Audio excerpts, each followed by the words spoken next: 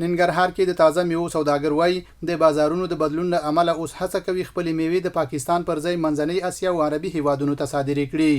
جلال آباد ښار میوې منډۍ کې یو سوداګر وایي که څه هم پخوا د تازه میوو ډیره برخه د تورخم او یو شمېر نورو بندرونو له لارې پاکستان ته صادرېده، خو اوس د بدیلو لارو او نویو بازارونو په موندلو سره د دوی سوداګري روانه ده او د پاکستان سره د لارو بندښت پر صادراتو کوم منفي اغیز نه دی کړی. فعلا دپاره خو میوه‌جات او سبزیجات آسیایي میانه ته ځي، آسیایي میانه هېوادونو ته ځي، هند ته د ایران د لارې هند ته ځي. هغه لاره چې پاکستان په موږ بند کړی الحمدلله اوس موږ بدیل لارې لرو. میوه‌جات او سبزیجات انتقالیږي هوایي او زمیني، هېڅ مشکل نشته. اوس یعنې ډاډ درکوم د افغانستان خلکو ته ډاډ ورکوو چې هېڅ مشکل موږ نه لرو. که چېرته د پاکستان لاره خلاص کړو که بندې موږ ته کوم تفاوت نشته. ځکه میوه‌جات سبزیجات الحمدلله نرخونه ډېر ښه دي، باغداران ټول خوشحاله دي، حاصلات ډېر زیات دي، اگر چې تولید ډېر ده خو فروشات هم ډېر زیات دی.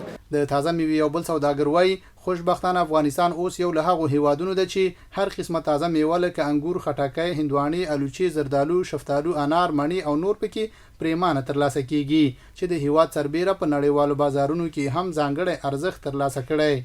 الحمدلله زمونږ هېواد ډېر زیات میوې رقم لري، د خربوزې نه نیولې تر زردالو، انګور، الوچې څه رقم میوه چې غواړې پکې شته انشاءالله چې څه مشکل نشته هغې کې. او الحمدلله دومره زیات حاصلات شوي دي چې الحمدلله په داخل د افغانستان کې مثال د خبرې هندستان ته واردات کیږي، صادرات کیږي، واردات کیږي، ازبکستان ته، تاجکستان ته، ټولو مملکتو ته ځي انشاءالله. الحمدلله ډېر زیات خوشحاله او ډېر زیات با کیفیته میوې دي او ډېر زیات حاصلات شوي دي.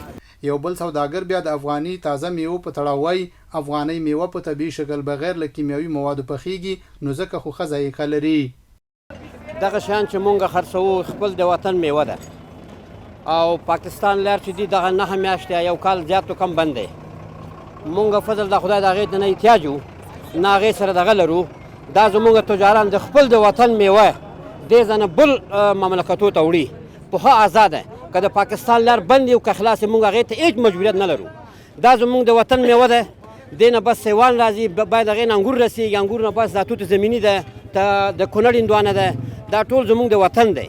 په ټوله کې اسلامي امارت پاکستان سره د سوداګرۍ له بندېدو وروسته په پوره توان سره نورو هېوادونو سره سوداګري پراخه او بېلابېلو بازارونو ته یې افغاني محصولات ورسول.